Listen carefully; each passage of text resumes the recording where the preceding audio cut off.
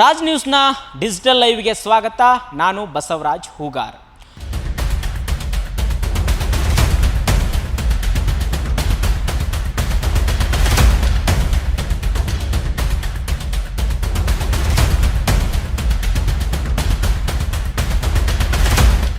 ಉತ್ತರ ಕರ್ನಾಟಕದ ಬಹು ನಿರೀಕ್ಷಿತ ಯೋಜನೆ ಆಗಿರ್ತಕ್ಕಂಥ ಮಹದಾಯಿ ಮತ್ತು ಕಳಸಾ ಬಂಡೂರಿ ಯೋಜನೆ.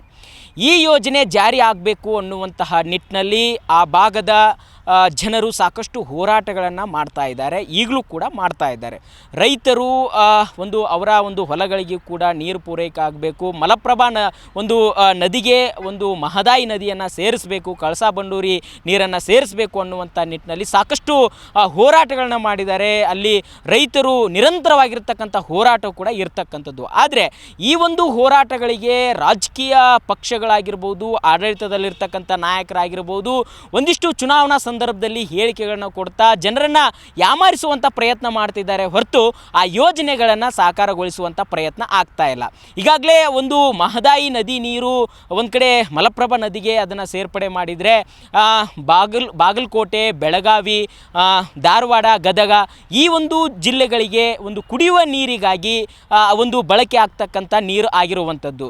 ಏನು ಸಮುದ್ರದ ಪಾಲಾಗ್ತಕ್ಕಂಥ ನೀರೇನಿದೆ, ಮಹದಾಯಿ ನದಿ ಗೋವಾ ಮುಖಾಂತರ ಸಮುದ್ರದ ಏನು ಪಾಲಾಗ್ತಾ ಇದೆ, ಅದರಲ್ಲಿ ನಮ್ಮ ರಾಜ್ಯದ ಪಾಲನ್ನು ಕೊಡಬೇಕು ಅನ್ನುವಂಥದ್ದು ಆ ಭಾಗದ ಜನರ ಹೋರಾಟ ಆಗಿರ್ತಕ್ಕಂಥದ್ದು. ಆದರೆ ಇದೀಗ ಗೋವಾದ CM ಆಗಿರ್ತಕ್ಕಂಥ ಸಾವಂತ್ ಅವರು ಹೇಳಿರ್ತಕ್ಕಂಥ ಹೇಳಿಕೆ ಬಹಳಷ್ಟು ಕರ್ನಾಟಕ ರಾಜ್ಯಕ್ಕೆ ಒಂದು ಕಡೆ ಆಕ್ರೋಶಕ್ಕೆ ಕೂಡ ಗುರಿಯಾಗಿರ್ತಕ್ಕಂಥದ್ದು.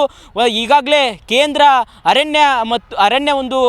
ಅರಣ್ಯ ಖಾತೆಯ ಮತ್ತು ಜಲಶಕ್ತಿಯ ಸಚಿವರು ಕೂಡ ಹೇಳಿದ್ದಾರೆ, ಭೂಪೇಂದ್ರ ಅವರು ಅನುಮತಿ ಕೊಡೋದಿಲ್ಲ ಮಹದಾಯಿ ನದಿ ನೀರನ್ನು ಅನ್ನುವಂಥದ್ದನ್ನು ಕೂಡ ಹೇಳಿದ್ದಾರೆ ಅನ್ನುವಂಥ ಹೇಳಿಕೆ ಕೂಡ ಇರುವಂಥದ್ದು. ವಿಧಾನಸಭೆಯಲ್ಲಿ ಪ್ರಸ್ತಾಪ ಮಾಡಿರ್ತಕ್ಕಂಥ ಹಿನ್ನೆಲೆಯಲ್ಲಿ ಸಾಕಷ್ಟು ಆಕ್ರೋಶ ಕೂಡ ಈಗ ವ್ಯಕ್ತವಾಗ್ತಾ ಇದೆ. ಯಾಕಂತಂದರೆ ಈಗಾಗಲೇ ಮಹದಾಯಿ ಯೋಜನೆಗೆ ಒಂದು ಕಡೆ ಅಲ್ಲಿ ಜಲ ವಿವಾದ ನ್ಯಾಯಾಧೀಕರಣ ಇರುವಂಥ ಸಂದರ್ಭದಲ್ಲಿ 13.42 TMC ಕೊಡಬೇಕು ಅನ್ನುವಂಥದ್ದು ಹೈ ತೀರ್ಪು ಕೂಡ ಕೊಟ್ಟಿರ್ತಕ್ಕಂಥದ್ದು. ಆದರೂ ಸಹಿತ ಕೇಂದ್ರ ಸರ್ಕಾರ ಎಲ್ಲೋ ಒಂದು ಕಡೆ ಕರ್ನಾಟಕ ರಾಜ್ಯದ ಜನತೆಗೆ ಎಲ್ಲೋ ಒಂದು ಕಡೆ ಅನ್ಯಾಯ ಮಾಡ್ತಾ ಇದೆ ಅನ್ನುವಂಥದ್ದು ಕೂಡ ಆಕ್ರೋಶ ಕೂಡ ಜನರು ಹೊರ ಹಾಕ್ತಾ ಇದ್ದಾರೆ.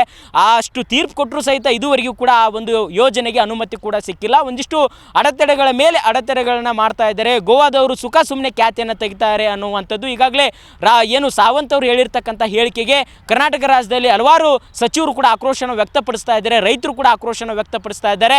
ಎಲ್ಲೋ ಒಂದು ಕಡೆ ಗೋವಾದಲ್ಲಿರ್ತಕ್ಕಂಥ ಒಬ್ಬ MP ತೆಗೆದುಕೊಂಡು ಎಲ್ಲೋ ಕರ್ನಾಟಕದ 28 ಸದಸ್ಯರೇನು ಲೋಕಸಭಾ ಸದಸ್ಯರಿದ್ದಾರೆ ಅವ್ರು ಯಾಕೆ ಸುಮ್ಮನಿದ್ದಾರೆ ಅನ್ನುವಂಥ ಆಕ್ರೋಶನೂ ಕೂಡ ವ್ಯಕ್ತಪಡಿಸ್ತಾ ಇದ್ದಾರೆ ರೈತರು.